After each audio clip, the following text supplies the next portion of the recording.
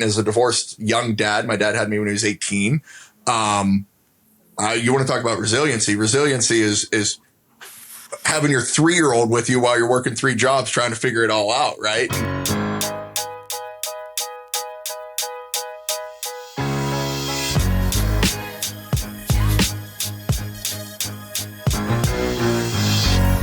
And welcome, everyone, to the Resiliency Podcast. This is a show where we examine what it takes to come back after falling down. And we talk to people that have had extreme success, but also those failures. And today we have with us the very dynamic Chase Slepak, who does so many different things across so many brands. He's a brand builder, an entrepreneur, a coach, and just an all-around great guy. Chase Slepak, welcome to the Resiliency Project. Thanks for being here.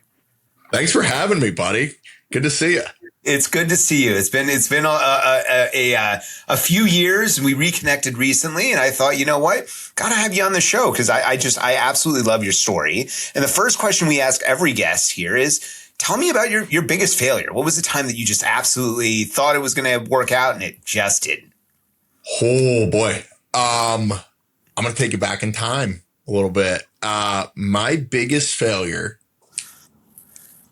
Thank goodness, my biggest failure took place at 18 years old. So I'm a natural born entrepreneur. It's what I've always wanted to do my entire life. I'm going through high school. My parents are like, "Hey, so college, huh?" And I'm like, maybe not. And I found myself looking for things to do, right? Like an entrepreneur will, right? I'm out there just looking for a deal. And at the time, 2000, I'm 17, 18. So 2008, where did you look for deals? None other than Craigslist. When you're a broke high school kid. So I find myself on Craigslist looking for opportunity, looking for deals. And I stumble upon a gentleman that was financing a car wash. And I said, well, that sounds great. There's plenty of folks have made money in the car wash business. And I decided, you know what? I can get into this car wash. It was an interesting situation. It was 2 automatic bays, some self-serve bays. And I said, I can get in there. I can add value to it by opening up a detail shop. And I started to concoct this plan. And long story short, what I learned about the car wash business is you don't get rich in the car wash business. That's what rich guys do for passive investment long term. And ultimately, I ended up defaulting on owner financing in this car wash. Some of the challenges that presented themselves throughout that endeavor were cash flow, right? So here I am, I'm 18. I'm just looking for a deal to do because my dad's like, you gotta do something. I know you want to be an entrepreneur. You don't have an idea yet, so you got to figure something out. I go out, I find my first deal, and I said, this is going to be the starting place for what is next to come. I don't know what it's going to be yet, but I'm going to get in. I'm going to do a deal. I'm going to do business. I'm going to learn. And in doing that, we had some successes for a while. Ultimately, again, to put ourselves back in that time, 2008, Zipcar was a big thing in Pittsburgh, right? Because we're a college town. So I grew up in Pittsburgh. Zipcar, we're all over. I get this beautiful car wash. We have our self-serve bays. We have an automatic bay. I convert one into a detail shop. We became home of the $99 detail. I had a great little compensation package I put together, and we did fairly well more often than not. We ended up with a contract. We did mobile auto detailing for Zipcar. We had the contract with Zipcar, and things were going very well. Most people think that car washes make their money in the summer. That is not true, especially not in Western Pennsylvania. You make your money in the winter.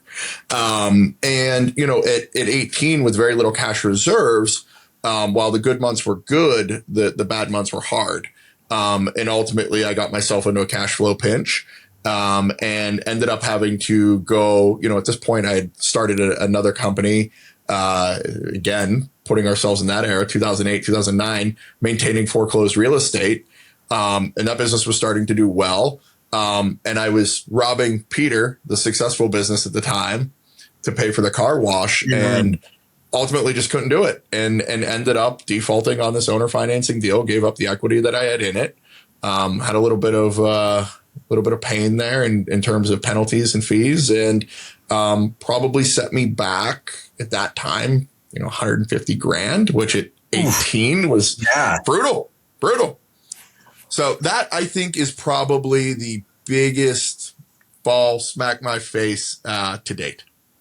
And I mean, so what happened next, right? How did you keep going? What was it that you said, okay, that was awful, but I can do this? How did you cultivate that belief? Yeah, that's resiliency, baby.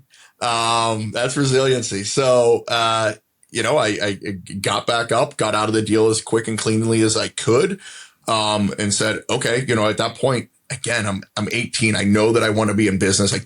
I'm still to this day at 36, 18 years later, I can never wholeheartedly say that I'm passionate about any specific industry. I just love business. I'm just passionate about business. Right. So it was another deal hunt. It was like, all right, well, where are the opportunities? I'm convinced that I'm never the brightest guy in the room, nor am I the most creative. But what I am is the hardest working. So if I can find a simple industry, and one of those industries where just you can literally outwork yourself to the top, I'll be okay. So I started looking for the next deal, and it ended up 2008. It ended up being in property preservation, working for banks, doing foreclosed property maintenance on foreclosed real estate. And things started to turn around a little bit. So it was a brutal hit, but we bounced back. Well, but okay, so how did you come to it, though, to say that, okay, this was a hit? And I guess, what did you do next? Was there another adventure that you had? Did you go to work for someone? What happened that sort of let you lick your wounds, I guess? Yeah, I licked my wounds in the property preservation business, going right from the car wash right into foreclosed real estate. And from there, that business did well until thank goodness the tides turned in the economy and it started to dry up. But we clearly exited that one, and there were no issues. It was just time to wind the business down. And then I was back going, all right, now what's next? And my family is in the grocery and convenience distribution business. I did not want to go work for my father. I wanted to pave my own way. And my dad said, well, all right, you're 22 at this point. You got to figure it out again. What are you going to do? Still, hey, it's not too late to go to college. I said, we're not going to do that.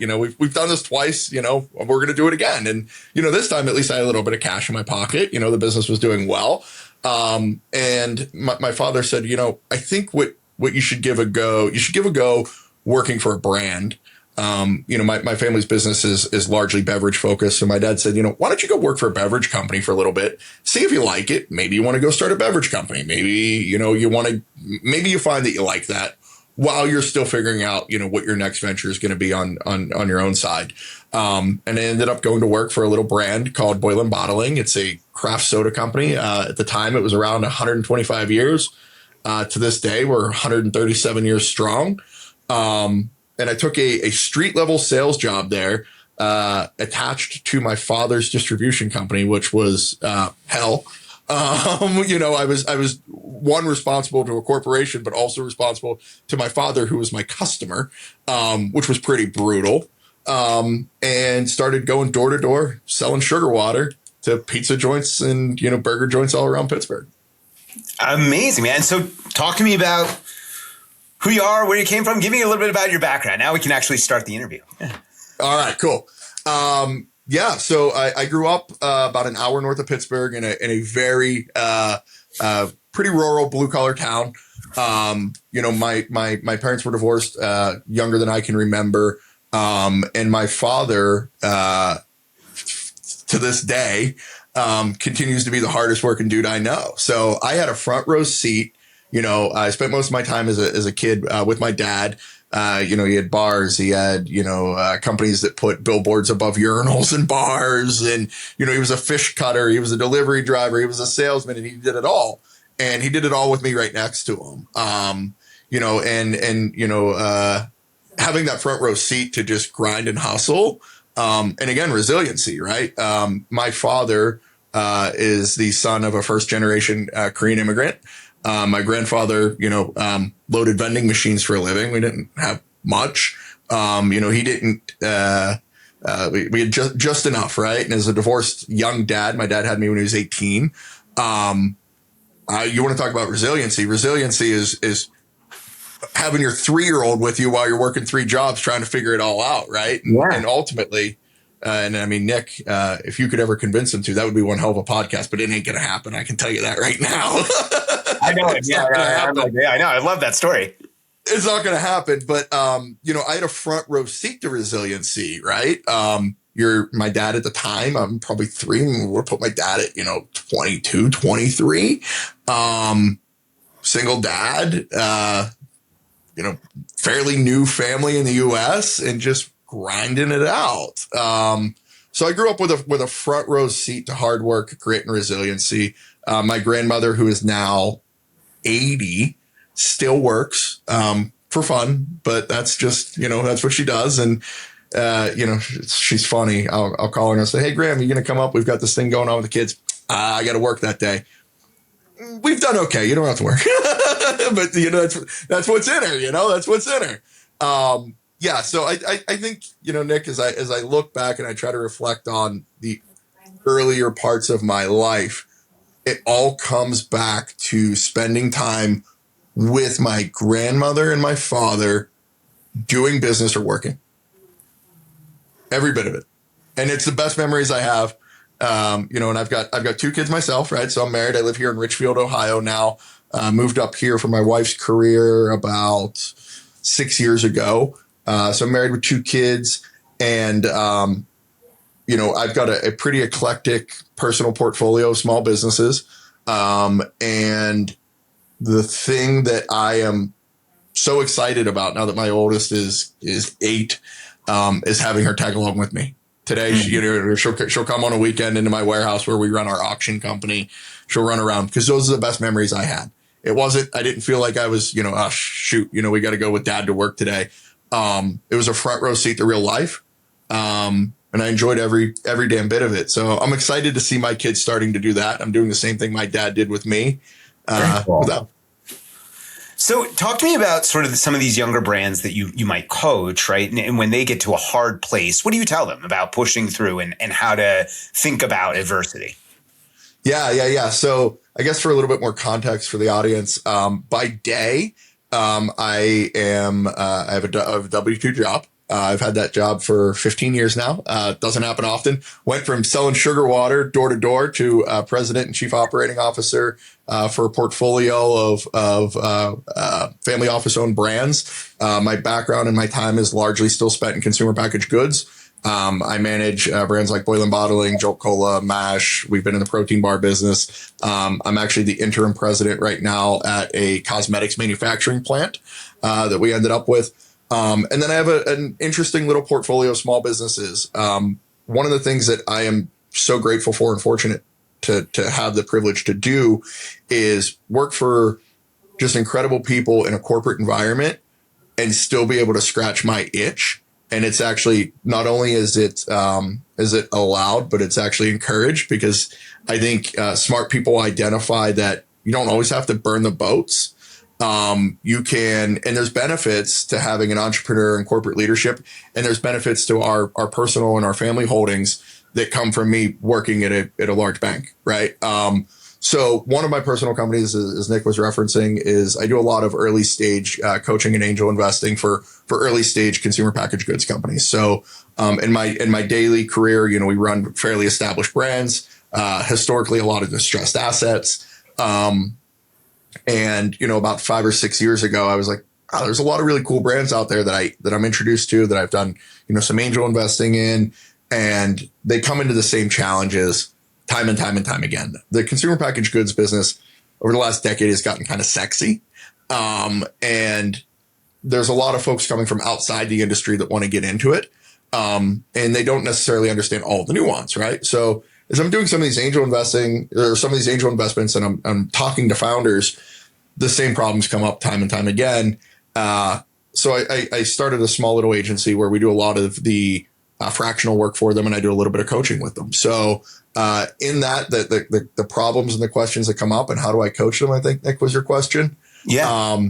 The big question that always comes up is, should they quit their job and go all in, which I feel that I'm best equipped to answer, because you don't have to make that decision. It can be a little bit of both for a very long time. I do it every day. So that one comes up a ton. The second one is, do I raise or do I continue to bootstrap and fund this myself? Third is, do I borrow money or do I trade equity? And then the existential crisis that comes up with every founder at least once a quarter is, should I keep doing this? Yeah. Well, what do you say to that? Right. Because every quarter it seems like, Jesus, this was good, but maybe next quarter will be terrible. How do you coach them to say, look, you got to just weather this storm? Especially, you and I have talked about this, that the first 3 to even 7 years of a business can be an absolute slog, right? I was talking to someone who was 15 years basically of making $60,000 a year. And then suddenly it was, private equity was interested. He's running $1 billion operation now. So how do you get people to sort of see that without it being anywhere remotely true in terms of their day-to-day life? Totally. Yeah. So anytime I'm either, I guess, officially coaching or just mentoring a founder, the first time we talk, I want to roadmap out like your vision. I really want to understand, like, why are we here? Like, I've worked with a lot of folks from outside the industry, attorneys, doctors, really smart people that are just entering. They've just chosen that they want to try consumer packaged goods. And that first call, that first meeting, the first couple, I really want to understand why. And like, what's the vision? Why are we here? What made you? I was born into this, right? My grandparents and my father were in this business. This is what I do. My dad did it for 25, 30 years, still does it today. I really didn't have a choice. It was a natural fit for me. Why are you here? Because this is a brutal business and it's a very expensive business. Why are you here? And as those existential crises start to pop up, I like to come back to that. And if it was, just to get rich, then, maybe we should have a more transparent, deeper discussion when things do get hard and understand that, this isn't just easy money. This is a long, long build. And for, every successful brand that exits, there's many, many, many more that never make it to the shelves of major retail. So, and working them through that challenge, we always come back to like, why'd you start the company in the first place? What's this for? Is it for legacy? Is it for cash flow? Are you seeking exit? Right. I work with so many, and I'm introduced to so many founders. My first question is always, particularly in CPG, because I think that's what makes it sexy to a lot of people, is the exits. Mm-hmm. Right. So the first question is like, are you building this to run a business? Or are you building it to sell? Because let's be very real here. Exit may never happen. Likely won't ever happen. Are you okay with running this business as a job for the rest of your life? And you can make a healthy living doing it, but are you okay with doing that for the rest of your life, or until you don't want to anymore? Understanding that exit might not ever happen. We just come back to those two things. Why did we start the business? Are we building to run a company, or are we building for exit? Interesting. So would you say for you then that it's the intentionality, keeping your intentions clear, that can help you build that sort of resilient mindset? I think it's definitely staying grounded in the intention and staying grounded in what's important for you. So for me personally, like what's important for me, I've got an eclectic portfolio of about 5 small businesses, right? We've got an auction company, a restaurant equipment distribution company, my little coaching gig. I have a company that does the front end and back end services for home services companies. So we do their bookkeeping, we do their marketing, we answer their phones for painters, plumbers, et cetera, et cetera. Why do I have those businesses? I've got a great W-2 job. Why do I have those businesses? 1, I think it keeps me sharp. 2, I can't help myself. Sometimes I wish I could. I can't help myself. I see an opportunity and I've got to take it. And 3, for me, it's very important. Back to my early childhood, it's very important to have an opportunity to bring my kids in, whether they want to work with me or do deals with me. I do deals with my father every day. We own real estate. We invest together. We do plenty of things together. This one always gets to me too. if it wasn't for doing deals with my dad and working with my dad, we wouldn't have the relationship we have today. We wouldn't be this close.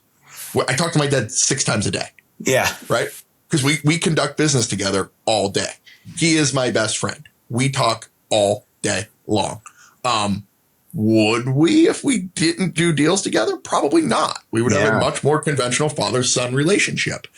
So back to intentionality, and what's important for me and why I do it is the opportunity to be able to do that with my kids. Because I know what's important for me, and what I enjoy, and that's doing business. If I can create that environment and hopefully they take to it the way I did for my dad, we'll have some really great years together, and we'll be very, very, very close. So.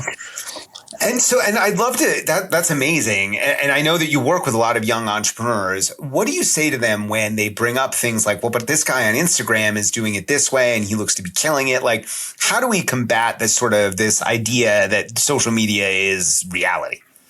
So I'll start with, when my son Charlie was born, and my wife jokes that this is the most egotistical thing in the world, but I did it anyways. Nick started off by saying I'm dynamic. I think, take that for what it means.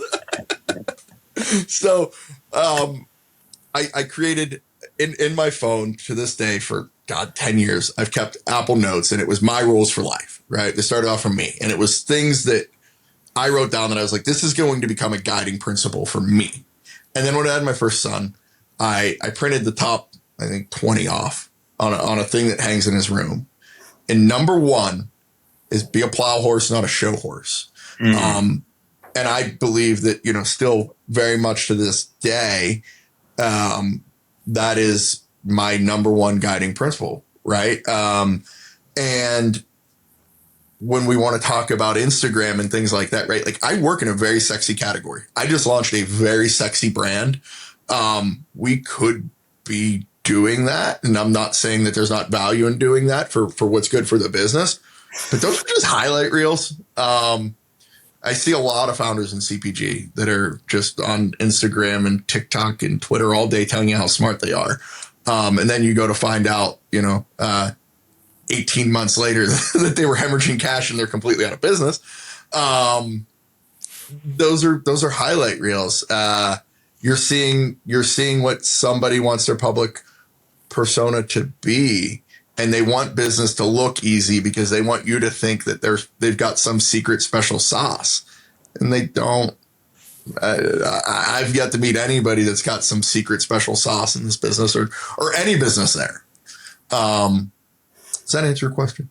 Yeah, absolutely. Absolutely. And so the final question for me to every guest is, so then, everything we've talked about today, what does resiliency mean to you? That word, when you hear the word resiliency, what does that spark for you? Resiliency to me is getting up every time you get punched in the face. And those punches in the face, some are bigger than others. Some might feel catastrophic. But I take my reps, and I think that it's like any other muscle. You gotta work it a little bit. You've got to put yourself in a position.